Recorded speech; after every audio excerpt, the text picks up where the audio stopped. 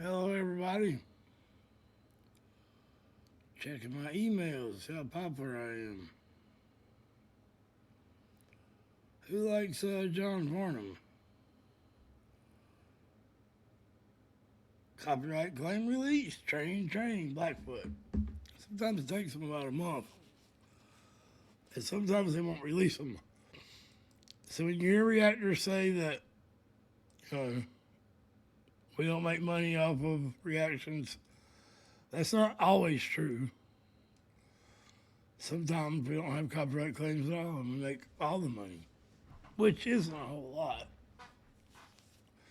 I imagine it is once you get up there in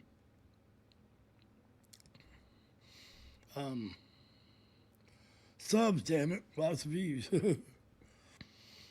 right, I'm a little bitty, I know. I'm gonna try to get bigger. I have seen this once. We're gonna go through it though.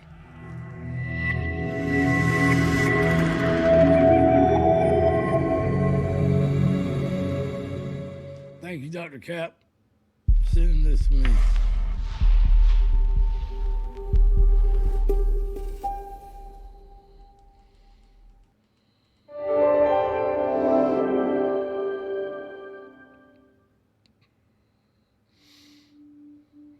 I like the beginning.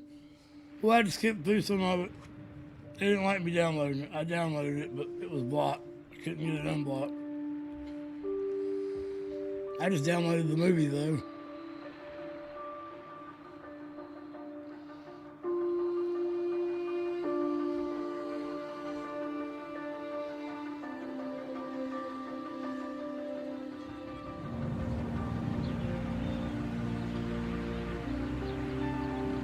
Beautiful.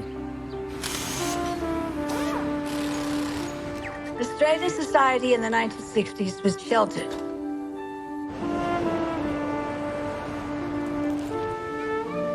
We were very isolated from the rest of the world. It was like we were sleepwalking.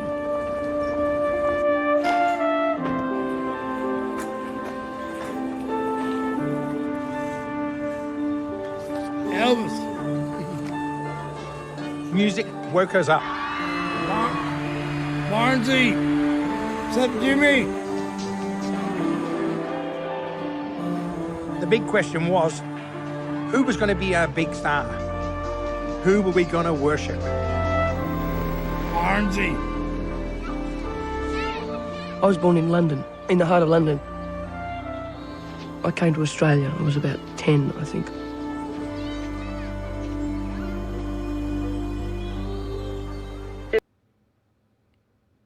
There was always music going on. There's just 2 years between Jean and John, and they used to go around entertaining the old people in England. I know they don't like that little part of the movie. I love the mom talking just about how life was back then. I love seeing Olivia Newton-John in this. I love knowing how finally I know what the AC/DC song means when they ride out of the sunset in the colored TV screen. Look, I think I can do this. Yeah, I got a touch screen, that's right. Yeah, they can make me bigger. I forgot, man. I got all this high technology. High-tech redneck over here. All right, let's go. I was there with Daryl. He was my boyfriend. I think he probably thought same as me. This is a star in the making. What was it that told you he had the potential it needed? His looks, the way he worked in public, and we took it from there. Daryl went up to John and said, look, can I have your number? I'm really interested in managing you. He rang about 7 weeks later and said, look, I've got you some work in Adelaide. Got you $30 for the 3 jobs. I was still a promised apprentice, and I was on 22 a week. I went over to Adelaide and worked 3 dances, and it was the first time anybody had ever screamed at me. I was doing a TV show with Bev, and I met Daryl Samble. She said, this guy does my hair, and he's a good friend of mine. We just chatted while we were doing the TV show, and he said, there's a guy that you've got to hear. His name's Johnny Farnham. I was in the studio and Peter Best, he'd written a jingle for Ansett A&A. They said, we're really looking for a great voice for this jingle. Do you know anybody? I said, listen to this boy. They said, that's the voice. Hello there. The happiest girl with the friendliest smile. He hadn't had this experience in the studio. He hadn't been a professional session singer, but he just took direction straight off the top. He was just floating through these notes, which not many, even professional jingle singers would do. I just walked into the studio and said, I'd really like to sign you to EMI.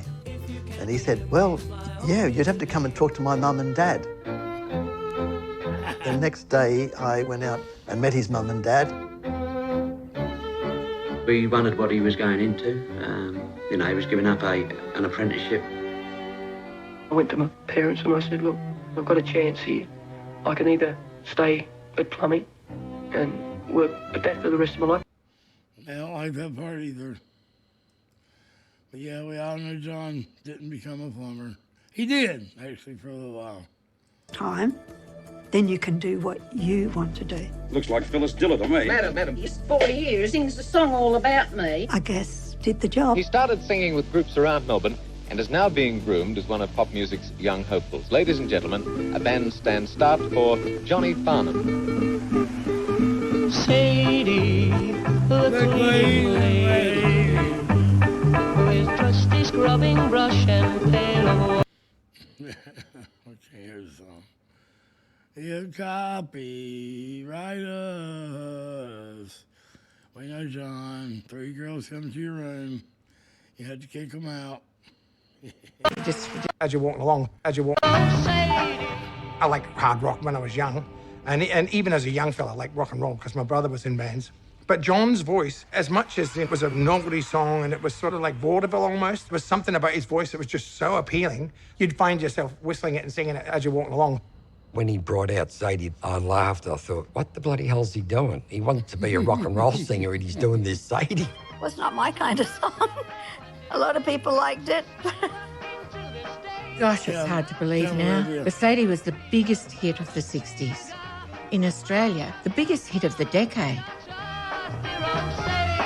Unfortunately, with the success of Sadie, he didn't have a lot of time to write because he was so busy doing television and everything else. So we never actually got to record a lot of his songs.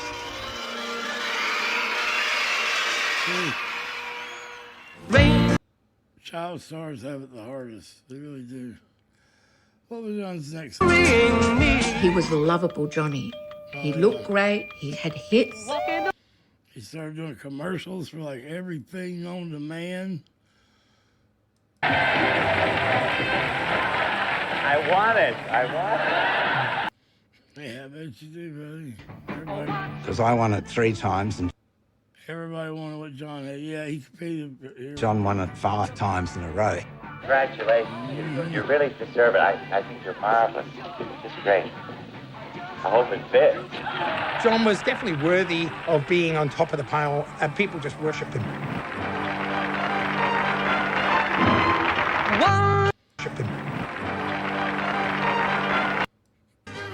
I would also rehearse the bands. Now, I knew nothing about music, but I knew what it sounded like. Daryl was definitely different. He was terribly focused, and if he'd chosen John, he's going to put everything into John. All right, I got to stop it here and there. I know this is probably aggravating, but I'm just wanting to go through the whole movie. So, you know, as I said about Michael Jackson, Hank Williams Jr., a lot of these people had to be celebrities as kids. And not the way like the Olsen twins and they grow up, you know, these are singers, so they're going to be sought after all their life as long as they're still relevant. And, you know, there's only a few of them that continue to be. Although it seems like most of the childhood prodigies did go on to be, there aren't a whole lot of childhood prodigies that failed that I know of. Yeah, that's kind of weird. I really thought about that. I'm going to fill up my coffee cup.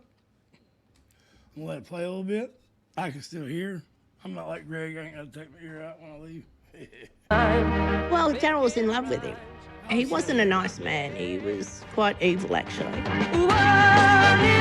He used to give John uppers and downers, and John would sleep all day and think, why am I sleeping so long? You have any time for girls? Very little. He's hasn't got a girlfriend. Is he at the mercy of his fans, and is he at the mercy of his manager? Is he just somebody who's pushed from here to there and turned on? Well, John and myself, we are more friends, I'd say, than manager-artist. Has yours been maybe a fatherly sort of role? I don't know. I think looking after my interests, I suppose.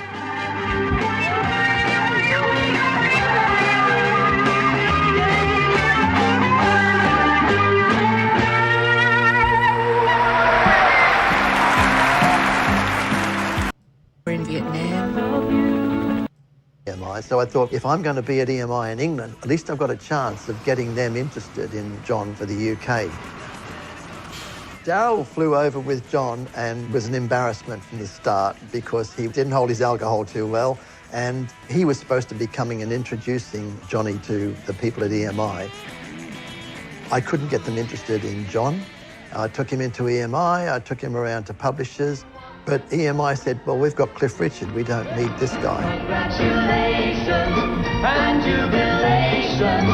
I want the world to know how happy as can be. So John just got on the plane and went back to Melbourne, which was a heartbreak for me.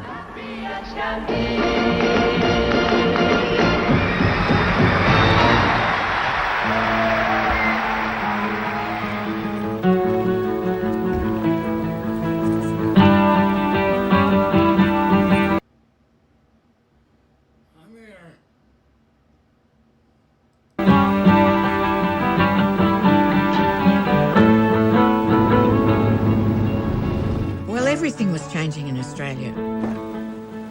We were at war in Vietnam. Not because we're far apart. It's because I miss you.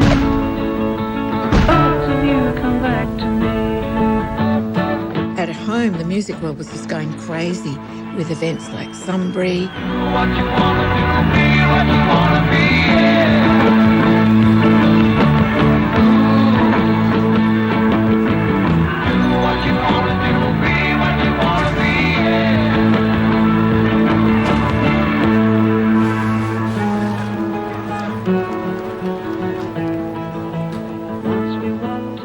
The whole manufacture of pop stars became a thing of the past, and it wasn't about one person anymore. They became bands. What you wanna do, be what you wanna be, yeah. I was in the Masters Apprentices, and we were always dubbed as, the bad boys of rock. And John was the pop star. So we were chalk and cheese in that respect. But that didn't stop us becoming great mates. My sister was 4 years younger, and she had every John Farnham poster in her bedroom. I was next door with every Masters Apprentices poster on my walls, and the two collided somewhere in the hallway. We used to go out on the weekends sometimes shooting bunny rabbits, together. We'd go out to Wangaratta and sleep in the Masters van. We did silly things together. John and Glenn became friends through their mutual experiences in the industry at that particular time. Yes, Glenn was very rock and roll, but, he was very sweet at heart. And I think John was really sweet, but perhaps there was a little bit of rock and roll in there that wanted to come out. And they just sort of found a beautiful plateau where they both not sought solace in each other, but definitely companionship. We actually shared the same manager, Darryl Samble. We were flatting together in St Kilda in what Darryl liked to say always that I was staying at his penthouse. But what I like to say is it seemed like a somewhat odd meeting for it to turn out so profoundly wonderful. It seemed like a clashing of styles or backgrounds or characters, maybe. I don't know. It was just the top floor of a block of flats. The penthouse was full of Daryl's friends. And here was this two little blonde boys.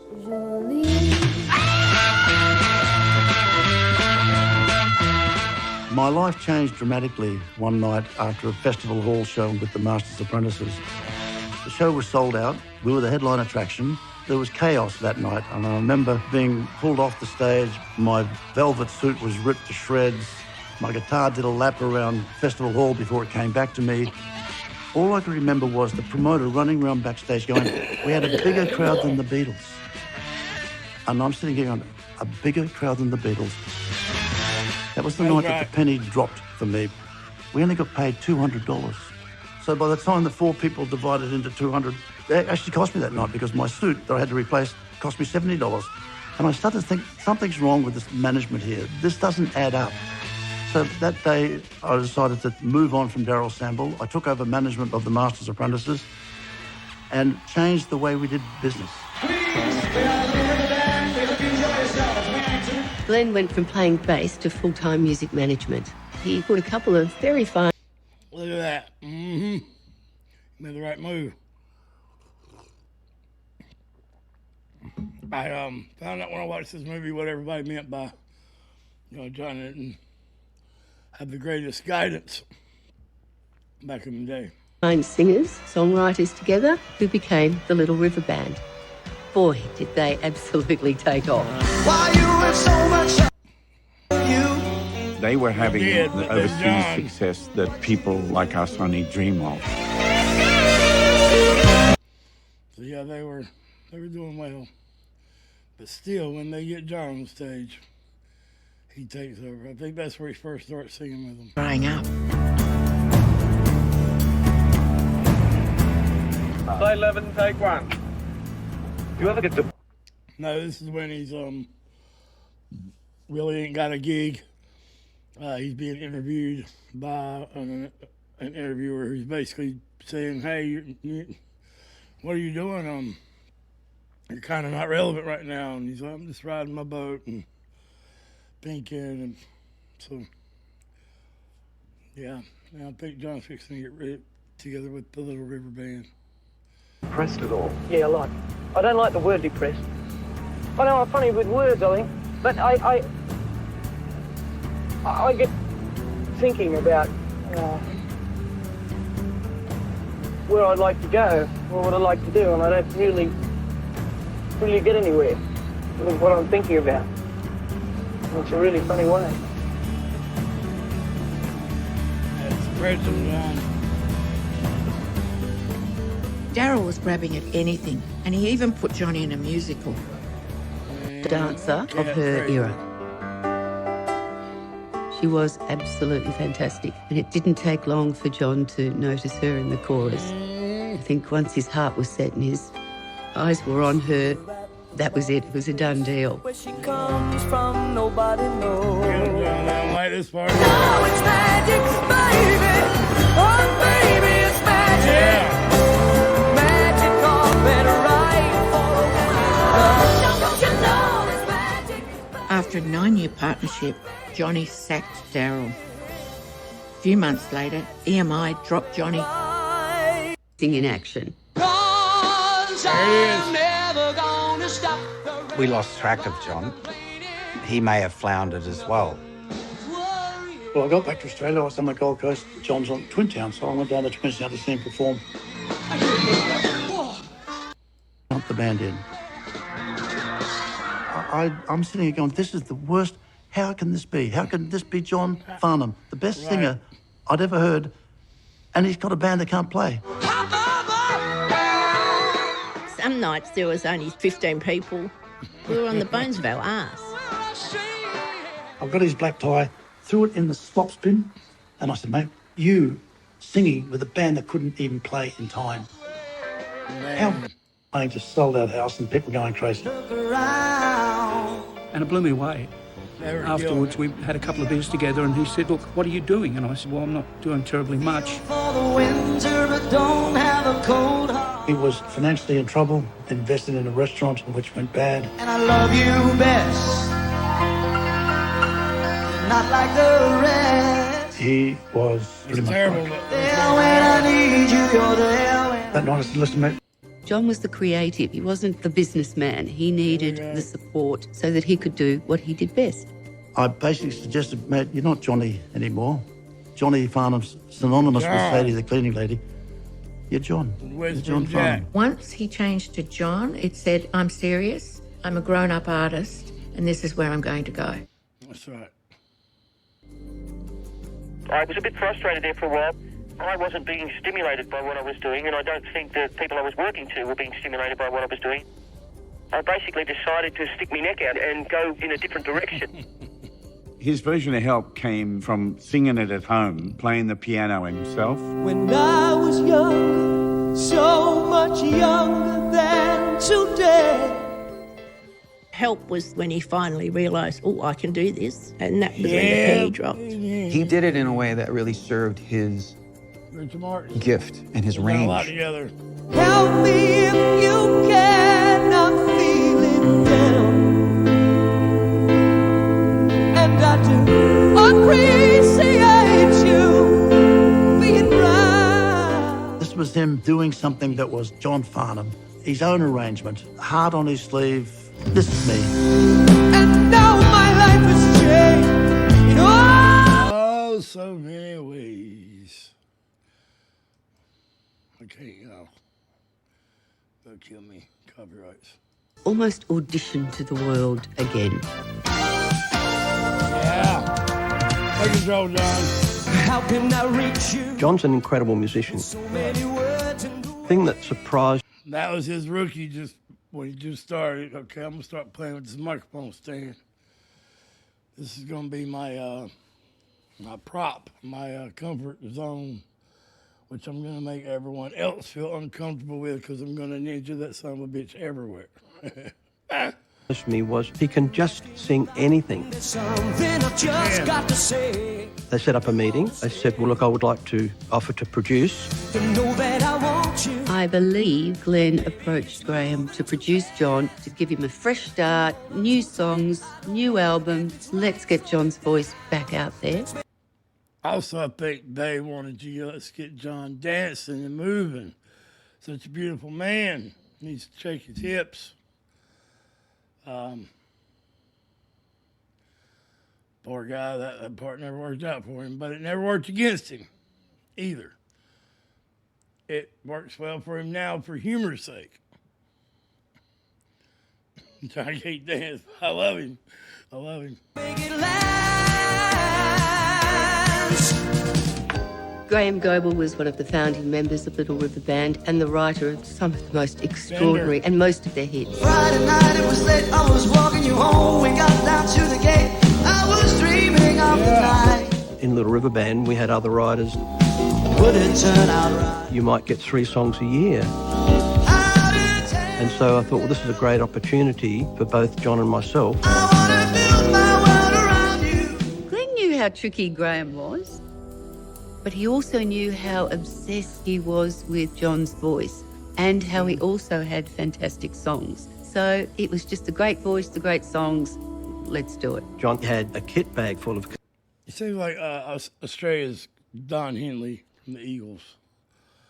Us reactors have to be the mortal enemies of the Eagles because they are probably the worst band there is for copyright. Like, no one can get them. They strike everybody down.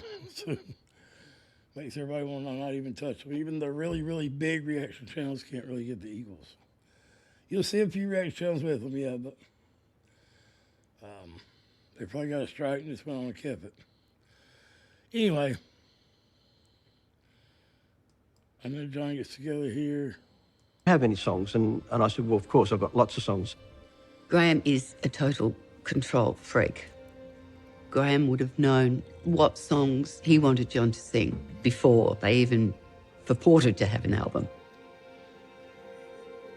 I think the Uncovered album was some of the best singing that he's ever done. Uncovered could have been John's signature album. However, Graham was the producer, and once again, John was reined in very much. I ended up writing 8 of the 10 songs on the album as well as producing it. I think a lot of people mightn't appreciate the gamble you took when you decided to change image, to go to a more sophisticated rock style. It's not just like saying, let's do a couple of new songs. It's almost a lifestyle change, isn't it? Yeah, it's a total change. I don't sing Stadium or Raindrops anymore. I want to move forward. It took me a long time to make that.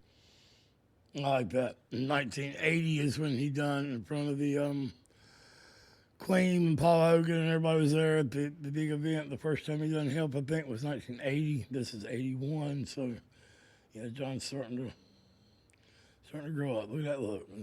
It's a serious look. Decision. Yeah, John, you are the best singer in the country. I'm going to get you out and be doing what you should be doing. Too much, too soon. I put together the best band in the country. People like Tommy Emmanuel. I mean, it was a hot band. John.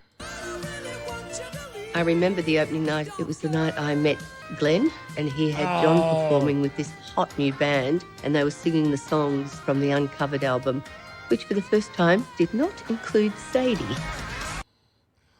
Oh, so that's when she met Glenn. Cool, I'm glad it's out there. The Australian music scene in the 80s was absolutely exploding with all this new and edgy sound. Everybody would just go to the pub just to rock out with these great bands. Midnight Oil, Cold Chisel with Jimmy. When you're in the thick of a pub and you're knee-deep in beer and there's people grabbing your ass, it's tribal. It's not the place for the faint-hearted. But we all know you are not the faint-hearted, Jimmy. Hey. John's natural environment is not a pub. You can put a pair of leather pants on that man, but it does not make him a Jimmy Barnes. Leather, Farnsey leather. Yeah. That's what I mean right there. There are so many people. Y'all get mad at me if y'all want. A lot of y'all Aussies tell me every time I say anything about John that ain't perfect, you idiot. Man, my God, if you say 150 good comments about somebody, then you say one little tiny criticism, that shouldn't be, you shouldn't get defensive over that.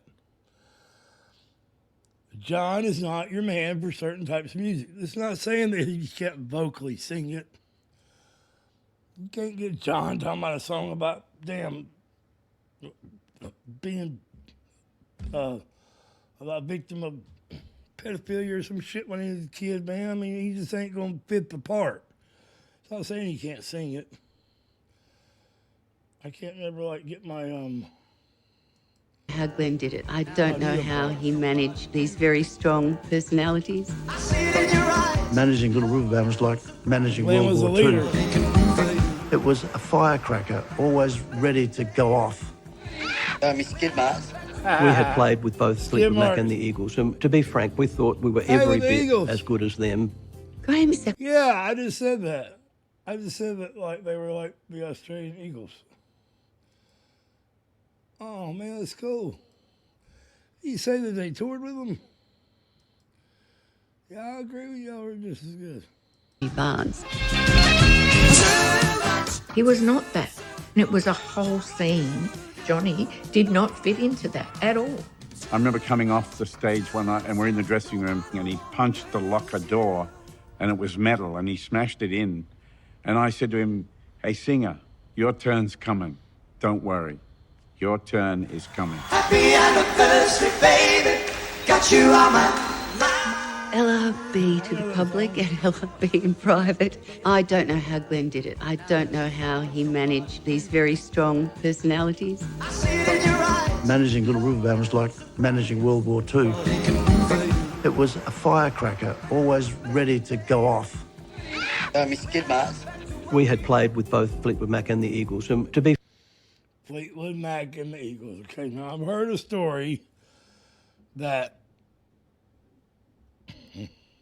I think the story was a little over the top, but that John Farnham was so good that he was blowing Stevie Nicks off the stage every night, and she wasn't able. She got really mad about it, and they didn't want John touring with him no more. Now, I am positive something happened that is close to this, something to do with this. And maybe that exact thing. But this comment was said like John Farnham is just light years better than Stevie Nicks, and that's why they couldn't tour together, because people didn't even want to see Stevie after seeing John. Now, there were different times in Stevie's career. Sometimes she was really bad on the drugs, and Fleetwood Mac wasn't quite what they were at other times. And I'm not comparing them. I'm just saying Stevie Nicks is one of the greatest ever. And to say that, I would just say that I'm sure there were some agendas within that deal, and so if that happened that way, I hate that, because it would have been great. They would have made great tour mates. To be frank, we thought we were every bit as good as them. Graham sacrificed Shorik to get John. It got to the point with Glenn where it had broken down, and I'd sort of had enough of him. And I think Glenn had enough of us as well. I mean, it was a two-way street. I didn't actually make a decision to leave the band. It was made for me. Well, Glenn was asked to leave. They're both amazing vocalists, but Glenn would interpret my songs and John would sing what I had written. That was the big difference. And, of course, the big appeal for me as a songwriter.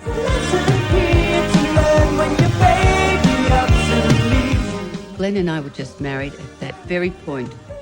First of all, Glenn Shorik and John Farnham were both best men at our wedding, so we loved them both. John was the only call that we wanted to make.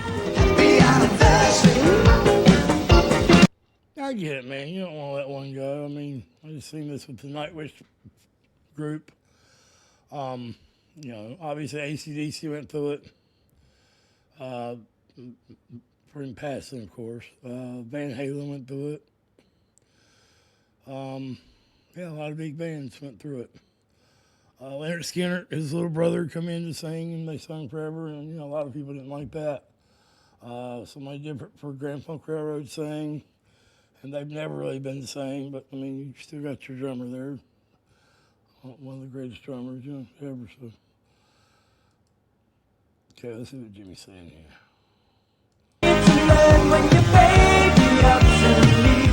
Glenn and I were just married at that very point. Yeah. First of all, Glenn Shorik and John Farnham were both best men at our wedding, so we loved them both. John was the only call that we wanted to make. We're going to stop it right there, and I'm going to keep going. That's right at 33 minutes, so I remember that. 33 is one of my favorite numbers. Thank you, members. Appreciate you guys, gals, all of you.